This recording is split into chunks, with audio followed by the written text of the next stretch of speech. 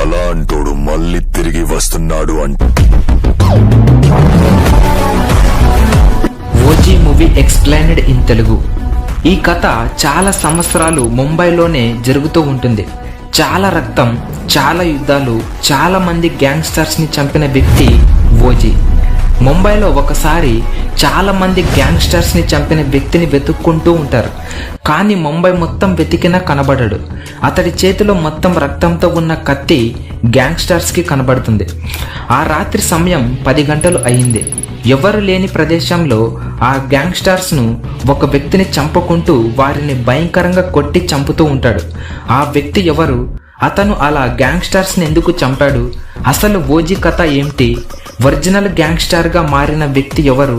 ముంబైలో వందలాది మంది లీడర్స్ ని ఎలా చంపాడు? ముంబై మాఫియాని తన చేతిలో ఎలా ఉంచుకున్నాడు?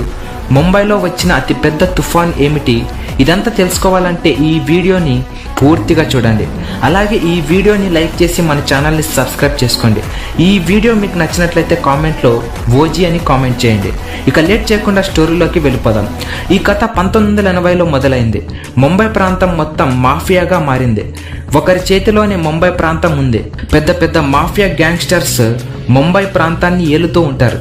ఇదంతా ఆపడానికి వాళ్ళను చంపి ముంబైని మాఫియా చేతుల్లో నుంచి విడిపించాలని చాలా మంది ప్రయత్నిస్తున్నారు. కానీ అలా ప్రయత్నించిన వారు చాలా మంది చనిపోతారు. అలా 10 సంవత్సరాలు గడిచిపోతాయి.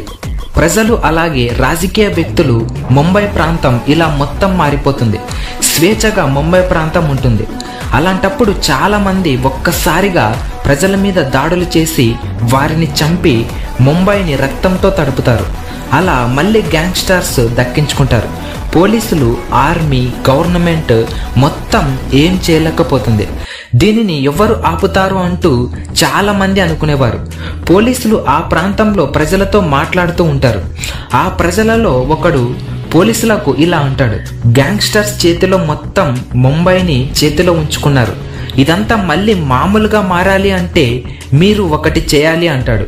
అది విన్న పోలీసులు, ఇప్పుడు మేమేం చేయాలి? ఏం చేయడానికైనా మేము సిద్ధంగా ఉన్నాము అంటారు. అప్పుడు ఆ వ్యక్తి మాట్లాడుతూ 10 ఏళ్ల క్రితం ముంబైలో వచ్చిన తుఫాన్ గుర్తుందా అంటాడు. ఆ తుఫాన్ మొత్తం చెట్లను, స్థలాలను మొత్తం నాశనం చేసింది. కానీ ఒకడు నరికిన రక్తాన్ని మాత్రం ఇప్పటికీ ఏ తుఫాన్ కడగలేకపోయింది.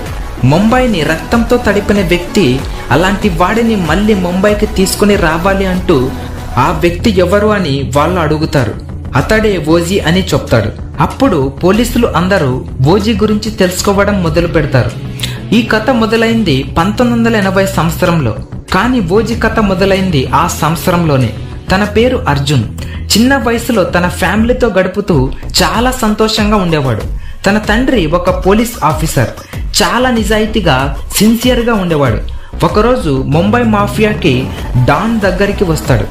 అప్పుడు ఆ డాన్ పోలీసులతో ఇలా అంటాడు, సముద్రం మార్గం మీద చాలా సరుకు వస్తుంది. ఇక్కడ దీనిని ఎవ్వరు ఆపకూడదు అంటాడు. ఒకవేళ ఆ సరుకు ఆగితే మీ అందరిని చంపేస్తా అని భయపెడతాడు. అర్జున్ వాళ్ళ తండ్రి సరుకును ఆపాలి. కానీ ఇతడు డాన్కి వ్యతిరేకంగా చేస్తాడు. అర్జున్ తండ్రి తెలుసుకున్న విషయం ఏమిటంటే అది విదేశాల నుంచి వస్తుందని, చాలా ప్రమాదకరమైనవి అని, ఆ సరుకు ముంబైకి వస్తే మొత్తం నాశనం అవుతుందని అనుకుంటాడు. మొత్తం పోలీసులు అందరూ ఆ సరుకు రాకుండా చేయాలని అనుకుంటారు. ఈ విషయం డాన్కి తెలుస్తుంది. రాత్రికి రాత్రి ఆ పోలీసులను, ఆ ఫ్యామిలీని మంటల్లో చంపేస్తాడు. అర్జున్ ఆ మంటల్లో నుంచి తప్పించుకొని బయటపడతాడు. అర్జున్ ఫ్యామిలీ కళ్ళ ముందే చనిపోతూ ఉంటుంది. తాను ఒక్కడే అయిపోతాడు. తాను ఆ పరిస్థితుల్లో ఏం చేయలేకపోతాడు. ఆ చిన్న మాఫియా గ్యాంగ్లో అర్జున్ చేరుతాడు. తన తల్లిదండ్రులను చంపిన డాన్ కోసం ఆ గ్యాంగ్లో చేరుతాడు. అందరిలాగే ప్రజల మీద దాడులు చేసి అర్జున్ కూడా ఒక గ్యాంగ్స్టార్గా మారిపోతాడు.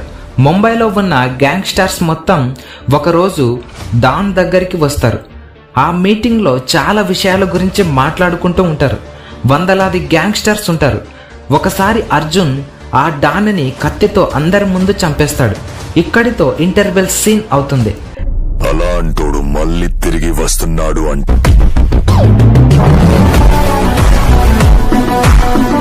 డాన్ని చంపిన మొత్తం గ్యాంగ్స్టర్స్ ని తన ఆధీనంలో ఉంచుకుంటాడు. అర్జున్కి ఎదురు తిరిగిన చాలా మంది గ్యాంగ్స్టర్స్ని చంపుతాడు. ముంబైలో జరిగే అన్యాయాలను ఆపుతాడు.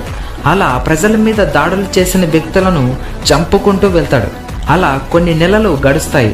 ముంబైకి ఏ సరుకు రాదు, ఏ గ్యాంగ్స్టార్ కూడా ఉండకుండా చేస్తాడు.